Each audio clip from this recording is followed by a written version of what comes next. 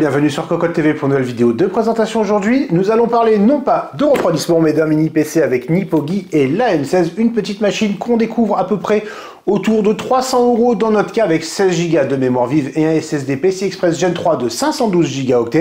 Gen 3, oui, on aime bien avoir du 4 ou du 5, mais le Gen 3, soyons réalistes et honnêtes, ça suffit largement dans la majorité des cas. Les débits annoncés sont pas mal, on en reparle un tout petit peu plus tard. La machine tient plus ou moins dans la main, elle est livrée avec un adaptateur secteur externe. Le design est sympathique et on découvre tout de suite ce qu'il y a à l'extérieur et à l'intérieur, juste derrière moi. Les amis, avant de découvrir le reste de notre vidéo, on vous propose un petit peu de réclame pour GVG Mall, notre partenaire pour les clés Windows, un partenaire qui nous soutient depuis plus de 2 ans et on utilise très régulièrement les clés Windows pour nos machines, on utilise aussi les clés Office. Alors, comment ça fonctionne? On vous montre rapidement. Vous allez sur le site GVG Mall. Ici, vous tapez Windows 10. On prend l'exemple de Windows 10. Ensuite, hop, petite vidéo ici qui va vous expliquer comment ça fonctionne. Vous allez faire acheter maintenant sur cette fenêtre où vous allez avoir la licence Windows 10. Vous n'oubliez pas de mettre le code promo CVIP qui vous permet d'avoir la ristourne de Cocotland sur votre clé Windows. Ensuite, vous allez soumettre la commande, vous allez arriver sur la page de paiement. Sur la page de paiement, vous pouvez le voir, vous avez tous les moyens de paiement qui sont disponibles, que ce soit par de la carte bleue, par PayPal, par tout ce que vous voulez.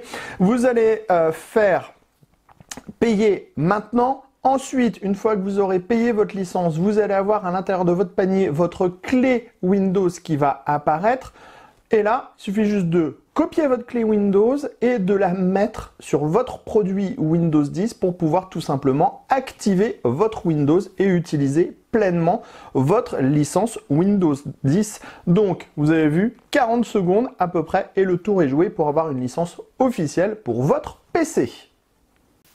Le mini PC AM16 de Nippogi, le voici, nous l'avons sorti avec sa brique d'alimentation, on met la machine à côté, on le voit, la brique est plutôt réduite en termes de gabarit.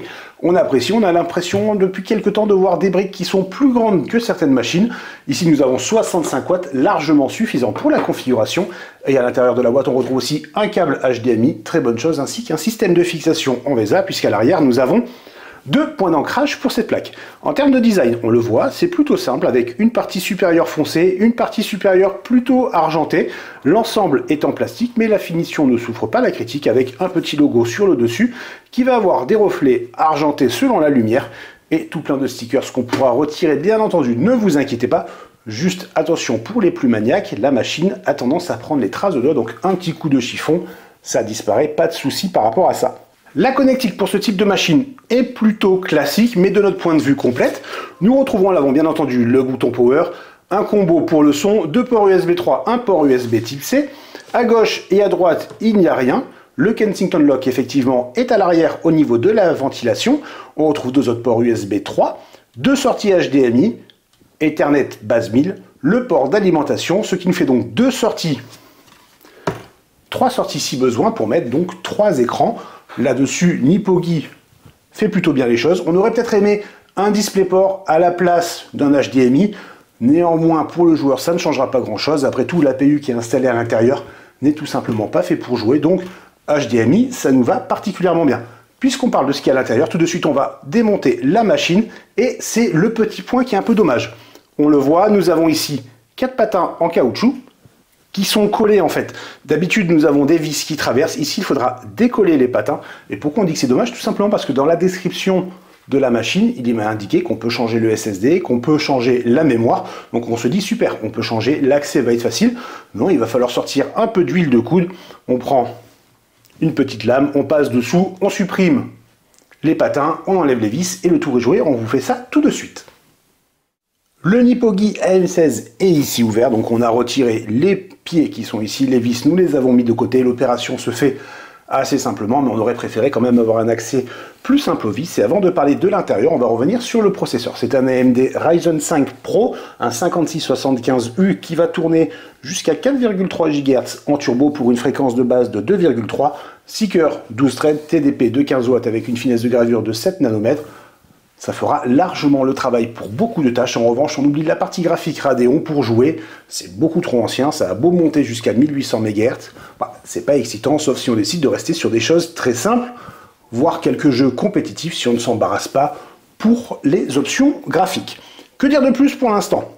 Pas grand chose, il faut aller dans la machine pour voir tout le contenu. Avec une première surprise, nous avons ici une platine 2,5 pouces. On pourra donc rajouter un SSD, ce qui nous fera donc 2 SSD. Mais si on regarde bien, nous avons ici notre SSD qui a d'ailleurs un radiateur, très bonne chose. Nous avons un deuxième emplacement, donc on va pouvoir avoir 3 SSD. C'est assez rare sur ce type de configuration, donc on apprécie. La mémoire est ici, nous avons 2 x 8 Go, donc 16 Go à 3200 MTS en provenance de chez Lexar dans notre cas. Le Wi-Fi est ici, Wi-Fi 6, Bluetooth 5.2, donc clairement on n'est pas volé, il y a beaucoup de choses à l'intérieur. Par rapport aux dimensions de la machine, je mets la main, on le voit, ça fait à peu près 137 par 50 par 125 mm. Bah, on est quand même plutôt gâté, on l'a dit, généralement on a juste un emplacement SSD qui est déjà occupé par un M2 avec un 2,5 pouces. Là on récupère un M2 supplémentaire. Nous avons 2 barrettes mémoire et non une. Alors certains diront ah j'aurais préféré avoir une barrette comme ça je peux faire une mise à jour par la suite. Bon là au moins on sait que de base on profite du dual channel et si besoin bon ben tant pis on changera les 2 barrettes. Bref, pour le prix on a un design sympathique, une finition certes en plastique mais bonne, des composants qui sont intéressants avec des possibilités d'évolution qui sont tout aussi intéressantes malgré les petits patins à décrocher manuellement. Bref, pour les performances, rendez-vous sur cocoland.com. En attendant, je vous souhaite à tous une très bonne journée.